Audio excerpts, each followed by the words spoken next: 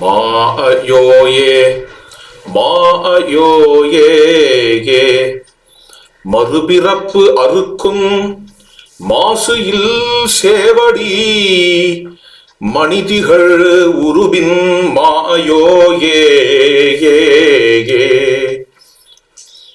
திருமாலுக்கு மற்றொரு திருநாமம் மாயோன் என்பது. மாயாம் து பிரகிருதிம் வித்யாத் மாயினம் து மகேஸ்வரம் என்கின்ற ஸ்வேதாஸ்வதர உபனிஷத்தின் வாக்கியத்தை இங்கு புத்தூர் சுவாமி எடுத்து காட்டுகிறார். மாயை என்பது பொதுவாக இறைவனின் சக்தி, இந்த ஜகத்தியே இயக்கும்படியான ஒரு சக்தி, அச்சிந்தியமான சக்தி. அந்த சக்தியை உடையவனாக இருப்பதால் இறைவனுக்கு மாயோன் என்று பெயர். மாயோனே என்று இங்கு புலவர் அழைக்கிறார். இந்த மாயோனின் முக்கியமான பெருமை என்ன என்றால், மோட்சமிச்சேது ஜனார்த்தனாது, திருமாலிடமிருந்து நாம் பெற வேண்டியது மோட்சமாகும், விடுதலையாகும். மறுபிறப்பு அறுக்கும், மறுபிறப்பே இல்லாத செய்யும், மாசற்ற, அதாவது குற்றமே அற்ற, தோஷமே அற்ற, கல்மஷமே அற்ற எம்பெருமானுடைய திருவடி. மாசு இல் சேவடி, திருவடி மட்டும் அப்படி அல்ல, அவருடைய திருமேனியே அப்படிப்பட்டது. மணிதிகள் உருபின் மாயோயே, மணி போன்ற வண்ணம் உடையவர் திருமால் என்று காட்டப்படுகிறது. தீவழி விசும்பு நிலம் நீர் ஐந்தும் ஞாயிறும் திங்களும் அரணும் ஐவரும் திதியின் சிறாரும் விதியின் மக்களும் மாசு இல் எண்மரும் 11 கபிலரும் தாமாயிருவரும் தருமமும் மடங்களும் மூவேழ் உலகமும் உலகினுள் மன்பதும் மாயோய் நின் வயின் பரந்தவை உரைத்தேம். மாயா வாய்மொழி உரை தர வளர்ந்து வாய்மொழி ஓடை மலர்ந்த தாமரை பூவினுள் பிறந்தோனும் தாதையும் நீ என மொழிவால் அந்தணர் அருமறை. ஐம்பூதங்கள், தீ, வழி என்று கூறப்படும் காற்று, விசும்பு என்கின்ற ஆகாயம், நிலம், நீர் என்கின்ற இந்த 5 பூதங்களும், மேலும் ஞாயிறும் திங்களும், அதாவது கதிரவனும் நிலவும், அறம் என்று இங்கு கூறப்படுவது அடியேனின் கருத்தில் ரிதம் என்பதுதான். அதாவது உலகத்தினுடைய அடிப்படை நியதி. அறம் என்பதை இங்கு அடியேன் தர்மம் என்று எடுத்துக்கொள்ளவில்லை, ஏனெனில் பின்பு தருமனும் என்று வருகிறது. ஆதலால் இங்கு அறம் என்பது பிரகிருதி நியதி. ஐவரும், ஐவரும் திதியின் சிறாரும் என்கிறது மேலே. திதியினுடைய பிள்ளைகளாக இருக்கக்கூடிய அசுரர்கள், தைத்தியர்கள், விதியின் மக்களும். விதி என்பது பொதுவாக ஹிரண்யகர்ப்பன். ஆனால் இங்கு திதிக்கு பிறகு வருவதாலும் பின்பு 8 வசுக்களுக்கும் 11 ருத்ரர்களுக்கும் முன்பே வருவதாலும் இங்கு விதி என்பதை அதிதி என்றும் எடுத்துக்கொள்ள முடியும் என்கிறது அடியனுடைய கருத்து. அதிதியின் பிள்ளைகளும் துவாதச ஆதித்யர்கள். மாசு இல் எண்மரும், தோஷம் இல்லாத 8 வசுக்கள், 11 கபிலரும், 11 ருத்ரர்கள், ஏகாதச ருத்ரர்களும், தா மா இருவரும். தா என்றால் தாவும், மா குதிரை. தாவும் குதிரைகளுக்கு சுவாமிகளாக இருக்கக்கூடிய அஸ்வினி குமாரர்களும், தா மா இருவரும். தருமனும், தருமனும் என்பது தர்மத்தினுடைய தேவதை, தர்ம தேவதை, தர்மராஜன். அந்த தர்மனும், மடங்களும், சம்ஹாரகனும், லோகத்தையே சம்ஹாரம் செய்யக்கூடியவனும், மூவேழ் உலகமும், மூவுலகம் என்றும் கூறலாம், பூஹு புவஹா சுவஹா என்று. 7 உலகம் என்பது பூஹு புவஹா சுவஹா மகா ஜனஹா தபஹா சத்தியம் என்கின்ற 7 உலகமும், உலகினுள் மன்பதும், அந்த உலகங்களில் உள்ள பிரஜைகளும்.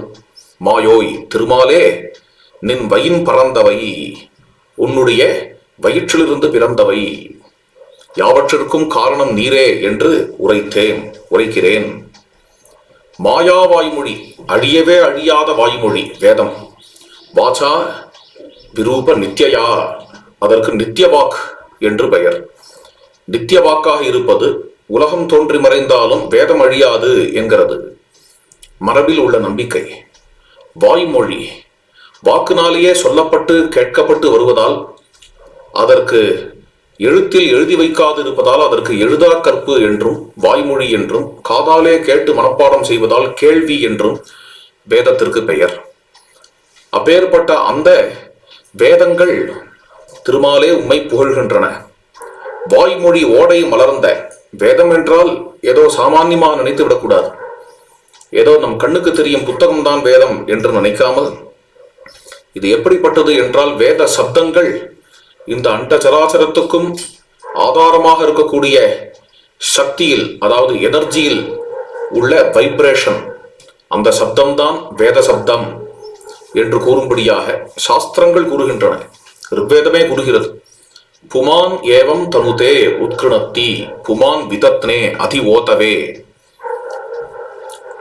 அதி நாகே அஸ்மின் இமே மயூகா உபசேதுரூசதா சாமானி சக்ருஹு தசரான் யோதவே என்று ரிக்வேதம் 10வது மண்டலத்தின் 130வது சூக்தத்தின் 2வது மந்திரம்.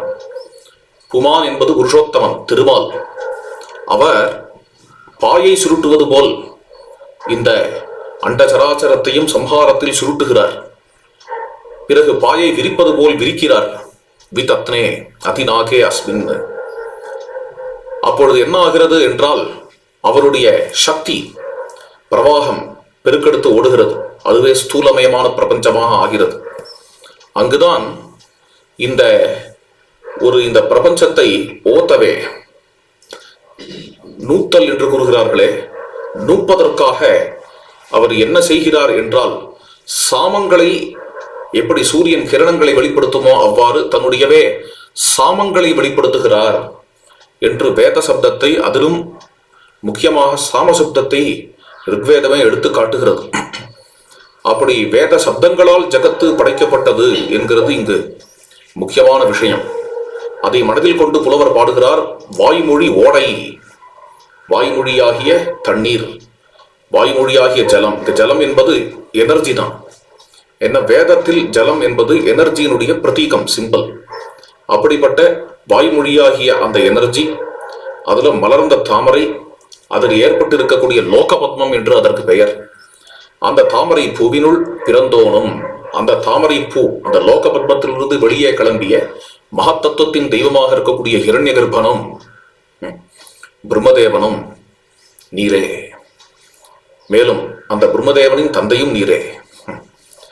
பிறந்தோனும் நீரே, தாதையும் நீ. தாதை என்றால் தந்தை. தாதை சம்ஸ்கிருதத்தில் வேதங்களில் தாத்தகா என்று கூறுவார்கள். தமிழில் தாதை என்று வருகிறது. இன்னும் சில பாஷைகளில் தாதா என்று கூட கூறுவார்கள். தாதா என்றால் அண்ணா என்று அர்த்தம், அப்பா என்று அர்த்தம். பல பாஷை, இந்திய பாஷைகள் பலவற்றில் அவ்வாறு அர்த்தம். தாதையும் நீ என மொழியுமால் அந்தணர் அருமறை. அந்தணர் அருமறை, அதாவது அந்தணர்களுடைய வேதமானது என்ன கூறுகிறது என்றால், ஹிரண்யகர்ப்பனின் பிறவியை குறிக்கிறது. ஆபோஹயத் பிருகதீஹி விஸ்வமாயன்னு கர்ப்பம் ததானா ஜனயந்தீர் அக்னிம் ததோ தேவானாம் சமவர்த்தத அசுஹு ஏகஹ கஸ்மை தேவாய ஹவிஷா விதேமே. ரிக்வேதம் 10வது மண்டலத்தின் 121வது சூக்தத்தின் 7வது மந்திரம். இந்த மந்திரம் என்ன கூறுகிறது என்றால், அப்படிப்பட்ட ஜலம் காரணோதகம் என்று பெயர். நாம் கண்ணால் பார்க்கக்கூடிய ஜலம் அல்ல, அதற்கும் இது எல்லாவற்றுக்கும் மூல காரணமான என்ன ஒரு எனர்ஜி இருக்கிறதோ அதையே வேதம் ஜலம் என்று கூறும். அந்த ஜலம், அந்த ஜலத்தினுடைய கர்ப்பத்திலிருந்து தோன்றியவர், அதிலிருந்து மகத்தத்துவம் தோன்றியது, முக்கிய பிராணன் தோன்றினான், அவனே ஹிரண்யகர்ப்பன் என்று ரிக்வேதம் கூறுகிறது. அதையே இங்கு புலவரும் இப்பாடலில் கூறுகிறார். அப்படி நான்முகனான ஹிரண்யகர்ப்பனுக்கும் காரணம் திருமாலே நீர். ஏயர் வயங்கு பூண் அமரரை ஒவ்விய அமிழ்தின் பயந்தோள் இடுக்கண் களைந்த புள்ளினை. பயந்தோள் இடுக்கண் களைந்த புள்ளின் நிவந்து ஓங்கு உயரு கொடி சேவலோயி நின் சேவடி தொழாரும் உளரோகோ. அவற்றுள் கீழ் ஏழ் உலகமும் உற்ற அடியினை ஏயர் வயங்கு பூண் அமரரை. தேவர்கள், விசேஷமான ஆபரணங்களை சாத்தி இருக்கக்கூடிய தேவர்கள், அந்த தேவர்கள் அமுதத்தை காக்க அவர்களையும் கடந்து போய் அந்த அமிர்தத்தை எடுத்து வந்த கருட பகவான், புல் என்றால் பறவை, கருடப்புல்.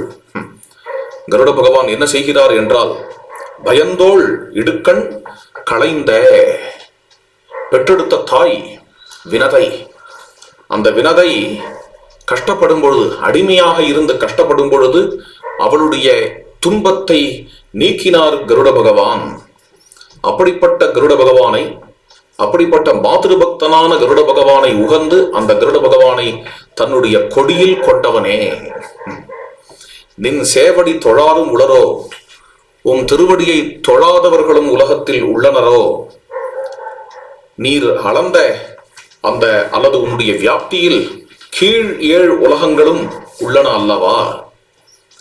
தீ செங்கணலியும் கூற்றமும் யமனும் மாசு இல் ஆயிரம் கதிர் ஞாயிறும் தொகுவும் ஊழி ஆழிக்கண் இரு நிலம் உருகழு கேழலாய் மறுப்பின் உழதோய் எனவும் மா விசும்பு ஒழுகு புனல் வரள அன்னச் சேவலாய் சிறகர் புலர்த்தியோய் எனவும் ஞாலத்து உரையுள் தேவரும் வானத்து 4 எண் தேவரும் நயந்து நிற்பாடுவோகோர் பாடும் வகையே எம் பாடல்தான் அப்பாடுவார் பாடும் வகையே. இவ்வுலகங்களை அழிவதற்காக, அழிப்பதற்காக 3 சக்திகள் சேர்ந்தனவாம்.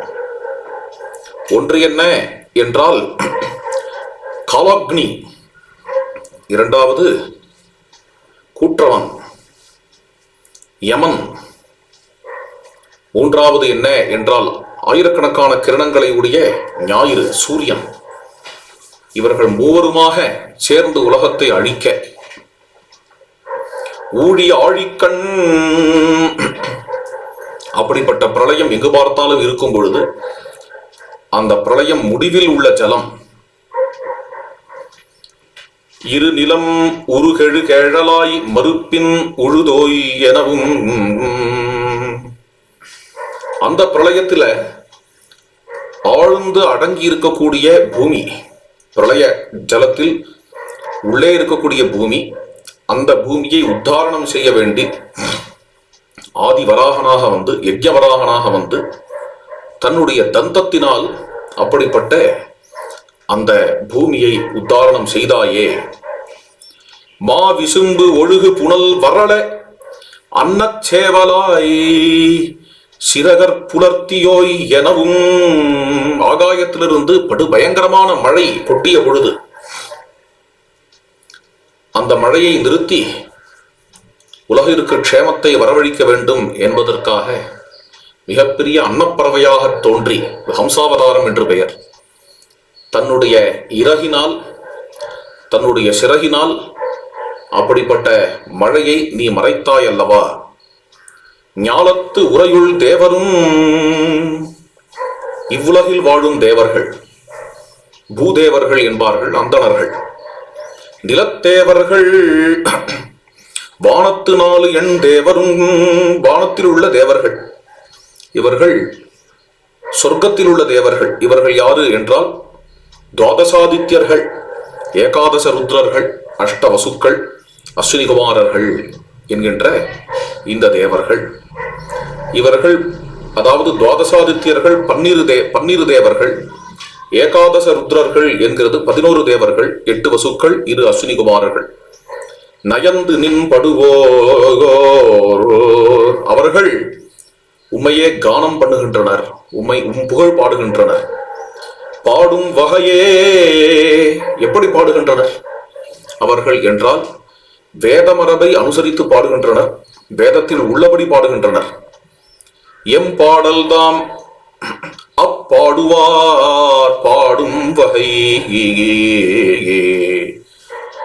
அவ்வாறு அடியேன் பாடும் பாட்டும், உம்மை பற்றி பாடும் பாட்டும் அவர்கள் பாடும்படியாக அமைந்திருக்கிறதோ, வேதத்தை அனுசரித்து அடியேன் பாடும்படியாக இது அமைந்திருக்கிறதோ, கூந்தல் என்னும் பெயரோடு கூந்தல் எரிசினம் கொன்றோய், நின் புகழ் உருவின கை நகை அச்சாக நல் அமிர்து கலந்த நடுவு நிலை திரம்பிய நயம் இல் ஒரு கை இருகை மால் முக்கை முனிவா நாற்கை அண்ணல் ஐங்கை மைந்தாயா அருகை நெடுவேள் எழுகையாளா என் கை ஏந்தல் ஒன்பதிற்று தடக்கை மண் பேராளா பதிற்றுக்கை மதவலி நூற்றுக்கை ஆற்றல் ஆயிரம் விரித்த கைமாயமல்லா 10,000 கை முதுமொழி முதல்வா 100,000 கை 6 அரி கடவுள் அனைத்தும் அனைத்தும் அல்ல பல அடுத்தல் ஆம்பல் இணைத்து என என் வரம்பு அறியா யாக்கையே. கூந்தல் என்னும் பெயரோடு கூந்தல் எரிசினம் கொன்றோய். கூந்தல் என்றால் என்ன? கேசம். கேசத்தை உடையவன் யார்? கேசி. கேசியை கொன்றவனே. கேசி என்று ஒரு அசுரன். அந்த கேசியை கொன்ற திருமாலே, நின் புகழ் உருவின கை, உன்னுடைய கைகளோ உம்முடைய புகழுக்கு ஒத்தவை.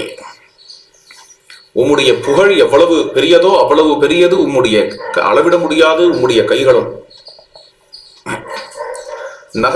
நகையச்சாக நல் அமிர்து கலந்தன் நடுவு நிலையை திரம்பிய நயமில் ஒரு கை, ஒரே கையாலேயே நகை அச்சம் இரண்டும் கலந்து இருக்கும்படியாக தேவர்களுக்கு அமிர்தத்தை அளித்து அசுரர்களுக்கு அளிக்காதவனே.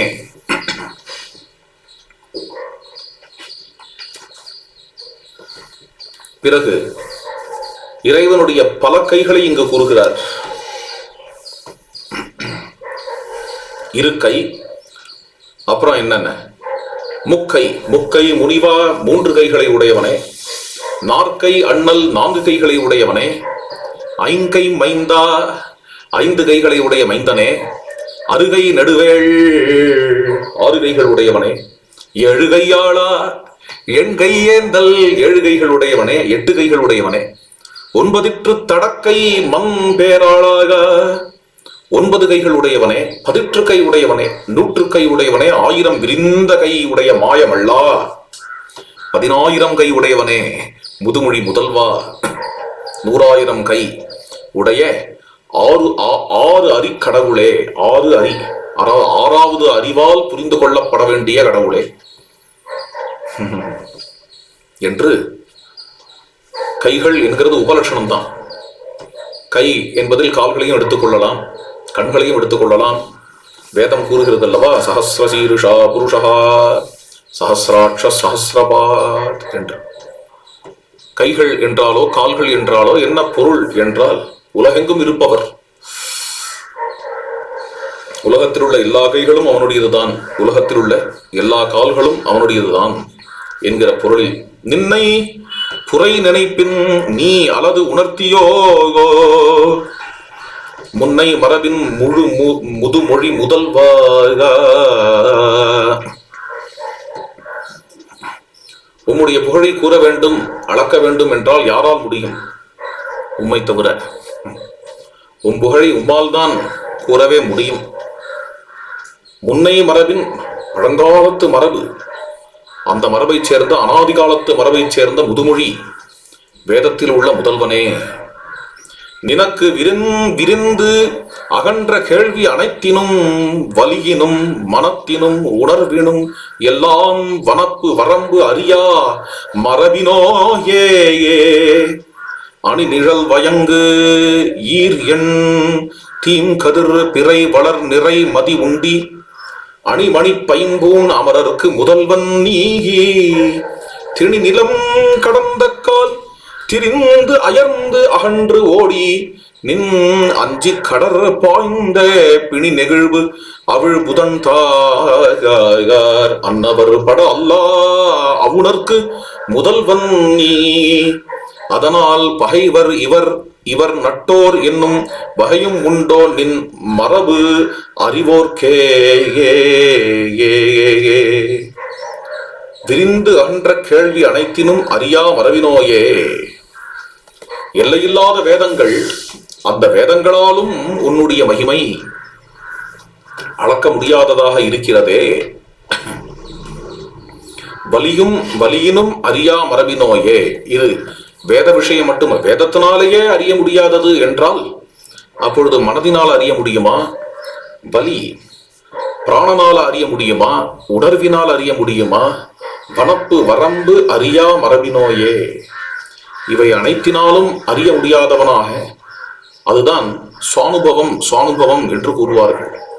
நம்முடைய அனுபவத்தால் மட்டுமே அறிய முடிகின்ற பரம்பொருளாயிற்றே நீர்.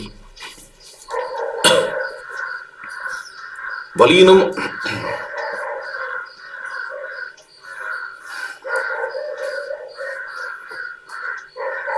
அணிமணி பைம்பூன் அமரருக்கு முதல்வன் நீ.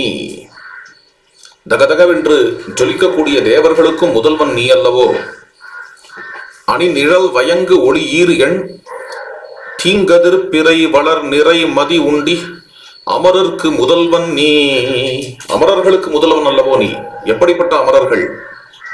அணிமதி, நிழல்மதி, பயங்கொளிமதி, ஈரன் தீங்கதிர் மதி, பிறை வளர்மதி, நிறைமதி, இதெல்லாம் சந்திரன். அணிமதி என்றால் அழகிய நிலவு, நிழல்மதி என்றால் குளிர்ச்சியான நிலவு, பயங்கொளிமதி என்றால் விளங்குகின்ற ஒளியை உடைய நிலவு, ஈர் எண் தீங்கதிர் மதி என்றால் 16 கலைகள் உடைய ஷோடச கலைகள் உடைய நிலவு, பிறை வளர்மதி பிறையாக தோன்றி வளர்ந்து நிறையும் நிலவு. இப்படிப்பட்ட இந்த மதியை, அதாவது சந்திரனை உண்ணக்கூடிய, சந்திரனை சாப்பிடக்கூடிய, சந்திரனை சாப்பிடுறதுன்னா என்னென்ன? சந்திரன் தான் சோமம், அமிர்தம், அமிர்தத்தை பருகக்கூடிய மதி உண்டி அமரருக்கு முதல்வன் நீ. அப்படிப்பட்ட அமிர்தத்தை பருகும் அமரர்களுக்கு முதல்வனாக இருக்கக்கூடியவன் அல்லவோ நீ. திரிந்து அயர்ந்து திணிநிலம் கடந்த கால் நின் அஞ்சி அகன்று ஓடி கடற்பாய்ந்த அன்னவர் மூவலங்களையும் அளக்கும்படி, மூவுலகங்களிலும் உள்ள அணுசக்திகள் ரஜஸ் என்று வேதத்தில் வருகிறது, அவைகளை அளக்கும்படியாக நீங்கள் வியாபிக்கும் பொழுது உம்முடைய ஒரு மகிமையை புரியாமல் உம்மை எதிர்த்து வந்த, அறிவு மயங்கி எதிர்த்து வந்த அசுரர்கள் 4 பக்கமும் அஞ்சி ஓடினர், சமுத்திரத்தில் போய் மறைந்தனர். பிணி நெகிழ்வு அவிழ்வு தன் தார் அன்னவர். ஓடும் பொழுதே சிலர் கீழே விழுந்தனர், அவருடைய மாலைகள் துவம்சமாயின. அன்னவர் முதல்வன் நீ. ஆனால் அப்படிப்பட்ட அசுரர்களுக்குமே தலைவன் நீதான். பட அல்லா அவுணர்க்கும் முதல்வன். அப்படிப்பட்ட பிழை செய்யாத அசுரர்களும் உண்டு. விபீஷணன் மாதிரி, அப்படிப்பட்ட பிரகலாதன் மாதிரி, அப்படிப்பட்டவர்களுக்குமே தலைவன் நீ. அன்னவர் பட அல்லா அவுணர்க்கும் முதல்வன் நீ, அமரர்க்கும் முதல்வன் நீ, தேவர்களுக்கும் முதல்வன் தலைவன் நீ, அசுரர்களுக்கும் தலைவன் நீ என்று அமைந்திருக்கிறாய் அல்லவா. 1000 அனர்தலை அரவு வாய்கொண்ட சேவல் ஊர்தியும்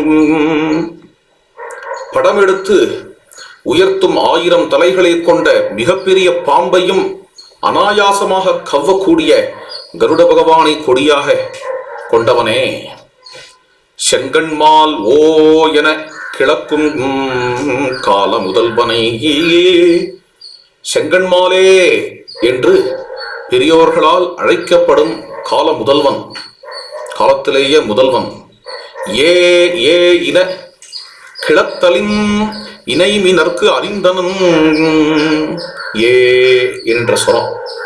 அந்த ஸ்வரம் போட்டு பாடக்கூடிய சாமவேதம். அந்த சாமவேதத்தில் இவ்வாறு நீ துதிக்கப்பட்டிருக்கிறாய் அல்லவா?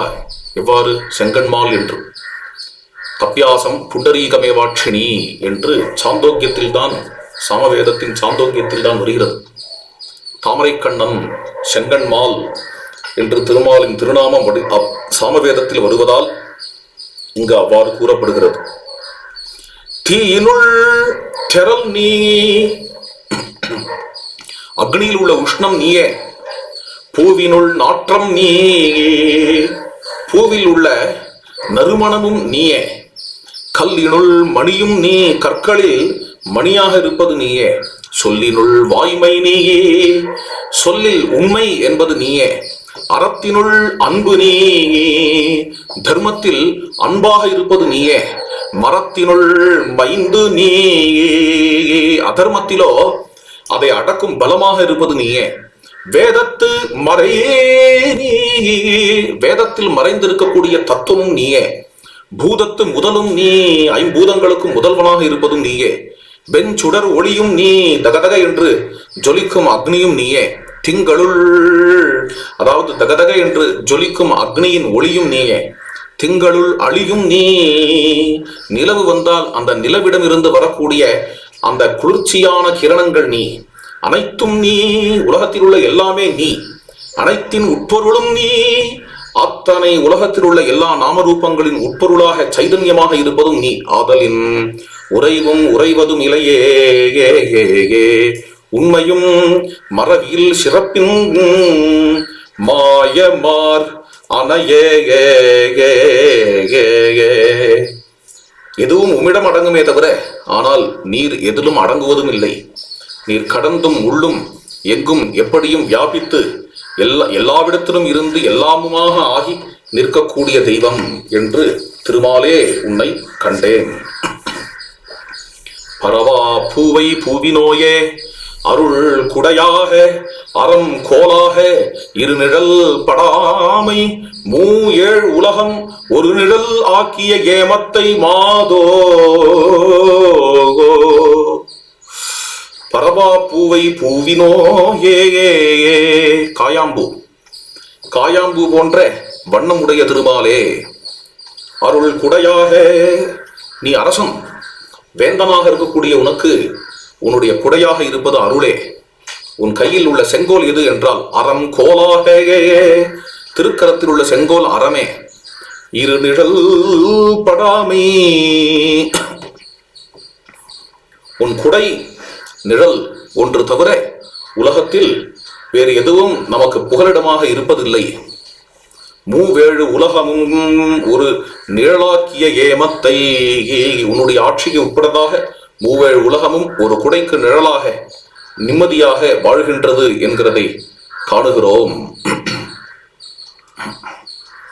பாழ் என கால் என பாகு என ஒன்று என இரண்டு என மூன்று என நான்கு என ஐந்து என ஆறு என ஏழு என எட்டு என தொண்டு என நால்வகை ஊழி எண் நவிற்றும் சிறப்பினை.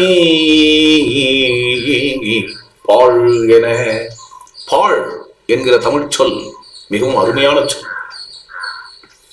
அண்டஜராதனமும் ஓய்ந்த நிலை.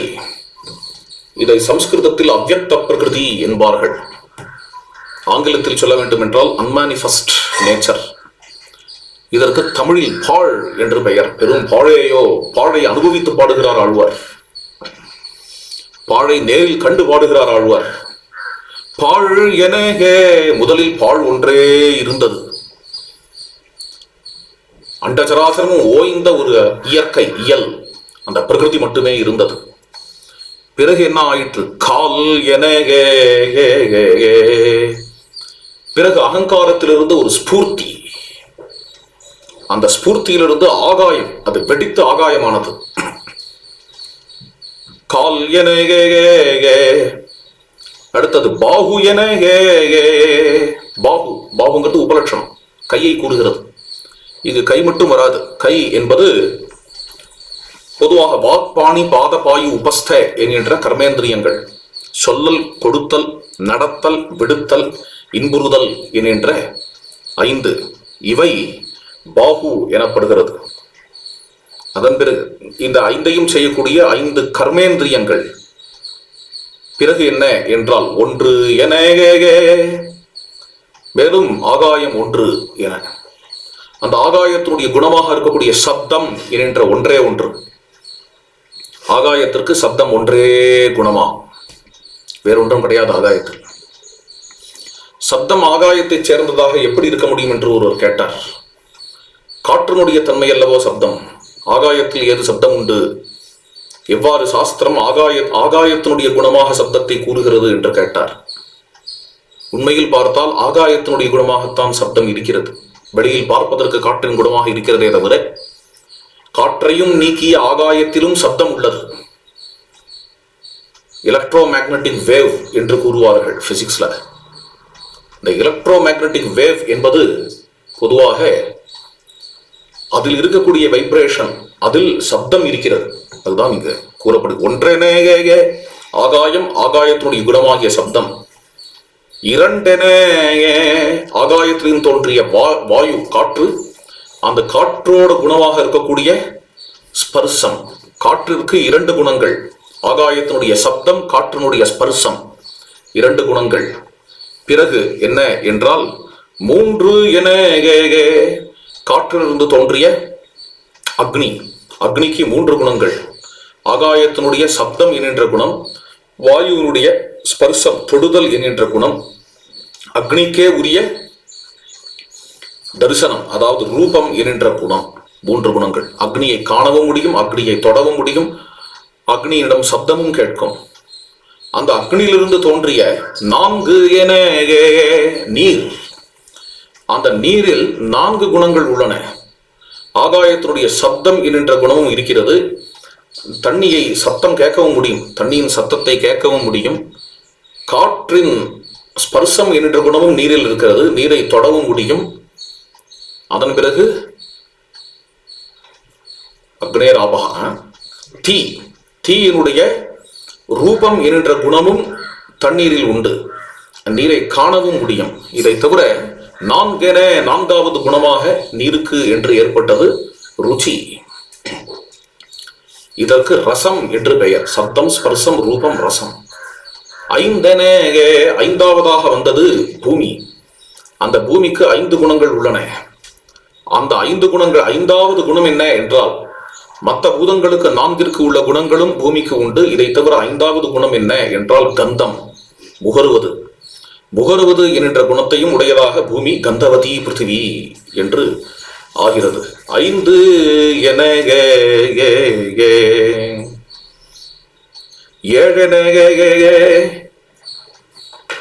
7வது என்ன என்றால் அகங்காரம். நான் நான் நான் நான் என்கின்ற ஸ்பூர்த்தி. ஸ்பூர்த்தி மட்டுமல்ல, இதுவே நான், அதுவே நான், இதுவே நான் என்று பலவேறு இடங்களில் நான் என்பதனுடைய வியாப்தி, அதற்கு அகங்காரம் என்று பெயர்.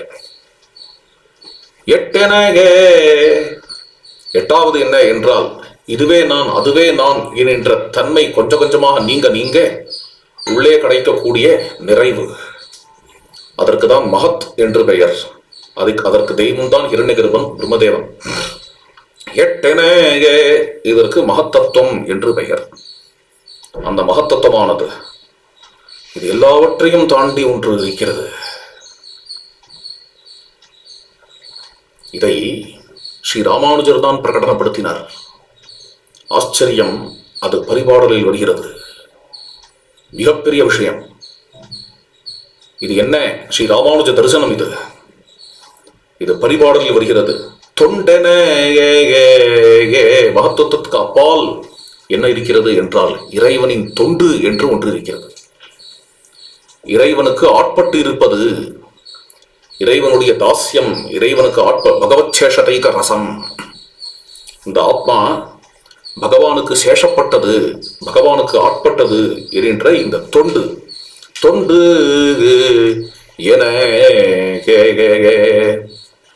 இப்படி இவ்வாறான தன்மைகள் என்ன என்ன உண்டோ இந்த ஜீவனுக்கு, 6 என்ற தன்மை, 7 என்ற தன்மை, 8 என்ற தன்மை, 9 என்ற தன்மை என்று போக அது தொண்டு என்ற தன்மை. இவ்வாறான அனைத்துமே நீதான். திருமாலே திருமாலே இவ்வாறான அனைத்துமே நீர்தான். ஒன்றின் நால்வகை ஊழி என்ன விற்றும் சிறப்பினை. காலம் சுழலுகிறது. அதில் விசேஷமாக நால்வகை ஊழி, கிருதம், திரேதை, துவாபரம், கலி என்ற 4 விதமான ஊழிகளும் உம்மாலேயே வருகின்றன. உம்மிடமே இவை அனைத்தும் நீயே என்று இங்கு நிர்தாரணம் செய்கிறார். செங்கட்காரி, கருங்கண் வெள்ளை, பொன்கட்பச்சை, பைங்கண் மால், இடவல குடவல கோவல காவல காண மரப நீயா நினைவ மாயா மன்னா உலகு ஆள் மன்னவா தொல்லியல் புலவா நெல்லியாழ்பானா நெல்லியாழ்பானா மாலை செல்வா தோலா கோட்ட பொலம்புரி ஆடை வலம்புரி வண்ணா பருதி வலவா பொருதிரல் மல்லா திருவின் கணவா பெருவிரல் மல்லாயா திருவின் கணவா பெருவிரல் மல்லாயா. எல்லாம் திருமாலின் திருநாமங்கள். செங்கண்காரி செந்தாமரை கண்ணா என்று பொருள். கருங்கண் கருங்கண் வெள்ளை, கருத்த கண் உடையவர், ஆனால் வெளுத்த நிறத்தை உடையவனே, வெண்மையான நிறத்தை உடையவனே. கருங்கண் வெள்ளை என்று பெருமாளை அழைக்கிறார். அதாவது இது சங்கர்ஷணமூர்த்தியை கூறக்கூடியது. பொன் கண் பச்சை, பொன் போன்று சிவந்த திருமேனியை உடையவனே. இது பிரத்யும்ன மூர்த்தியை கூறுகிறது. இதெல்லாம் வியூகநாமங்கள். பைங்கண்மா, பச்சை நிற திருமேனியை உடையவனே, இது அனிருத்தனை குறிக்கிறது. இவ்வாறு வியூகமூர்த்திகளாக இருக்கக்கூடியவனே, இடவல, இடத்திலும் இருப்பவனே, வலத்திலும் இருப்பவனே, குடவலே, குடத்தை எடுத்து கூத்தாடும் கண்ணனே, கோவலா, குடவல கோவலாகா, கோவலன் என்கின்ற சங்கச்சொல் கோபாலே என்கிறதிலிருந்து வந்தது. குடத்தை எடுத்து கூத்தாடும் கோபாலனே, கோவலாகா காவலாகா, பசுக்களை காப்பவனே, காண மரபாகா, யார் கண்ணுக்கும் தெரியாதவனே, மிகவும் பெரியோர்கள் கூட அவர்களுடைய அறிவுக்கும் எட்டாதவனே, நீயா நினைவாகா, நீங்காத நினைவில் உள்ளவனே, தொல்லியல் புலவாக, அபௌருஷேயமான வேதத்தின் புலவனே அல்லது வேதத்திலேயே புலப்படுபவனே.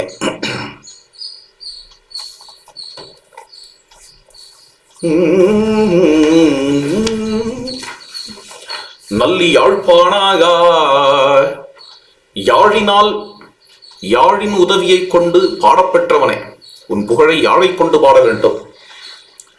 யாழ் என்றால் தெரியும்லவா, அது ஒரு வாத்தியம், மியூசிக்கல் இன்ஸ்ட்ருமெண்ட். மாலை செல்வா, வைஜெயந்தி மாலை அணிந்த செல்வனே, தோலா கோட்டாகா, தோல்வியே அறியாத சங்கை உடையவனே, பாஞ்சஜன்யத்தை உடையவனே, பொலம்புரி ஆடை திவ்ய பீதாம்பரதாரியே, வலம்புரி வண்ணாகா, வலம்புரி சங்கை ஒத்தவனே, பொரு திரள் மல்லாகா, மிகப்பெரிய மல்லர்களையும் அடித்து சாய்த்த மல்லனே, திருவின் கணவா, ஸ்ரீயின் கணவனே, பெருவிரல் மல்லாகா, மிகவும் பெரிய வெற்றி உடைய வீரனே, மாநிலம் இயலா முதல் முறை அமையத்து நாம வெள்ளத்து நடுவன் தோன்றிய வாய்மொழி மகனோடு மலர்ந்த தாமரை பொகுட்டு நின் நேமி நிழலே. ஏ ஏ ஏ ஏ மாநிலம் என்பது இந்த மிகப்பெரிய பிருத்திவி. இது காரிய பொருளாக இருக்கிறது. இது இப்பொழுது உள்ளது போல ஸ்தூல ரூபத்தில் இயங்காமல் சூக்ஷ்மமாக அந்த காலத்தில், அதாவது பிரபஞ்சம் உண்டாவதற்கு முன்பு இது இறைவனோடையே இருந்தது. அப்படி ஒரு காலம். நாம வெள்ளத்து நடுவன் தோன்றிய தாமரை. அப்படிப்பட்ட அந்த ஒரு காரணோதகத்திலிருந்து தோன்றிய லோகபத்மம் தாமரை. அந்த தாமரை, அதில் உள்ள கொட்டை தாமரை பொகுட்டு வாய்மொழி மகனோடு மலர்ந்த தாமரை. வாய்மொழி என்பது வேதம். வேதகர்ப்பனாக இருக்கக்கூடிய உன்னுடைய மகனான பிரம்மதேவனோடு மலர்ந்த அந்த தாமரை என்று அழைக்கிறார். நின் நேமி நிழலே. அப்படிப்பட்ட அந்த பிரம்மதேவனுக்கு காரணமாக இருக்கக்கூடியவன் நீ. உனது நேமி, உனது சக்கரமே, திருமாலுடைய திருக்கரத்தில் உள்ள சக்கரமே உலகிற்கு மிகப்பெரிய ரட்சையாக, குளிர்ச்சியாக இருக்கிறது. நிழல் என்பதற்கு இங்கு ரட்சை என்று பொருள். உனது சுதர்சனமே எல்லோருக்கும் ரட்சை கொடுப்பதாக இருக்கிறது என்று இப்பாடலை முடிக்கிறார். இது பரிபாடலின் 3ஆம் பாடல். நாளைய தினம் 4ஆம் பாடலை காண்போம்.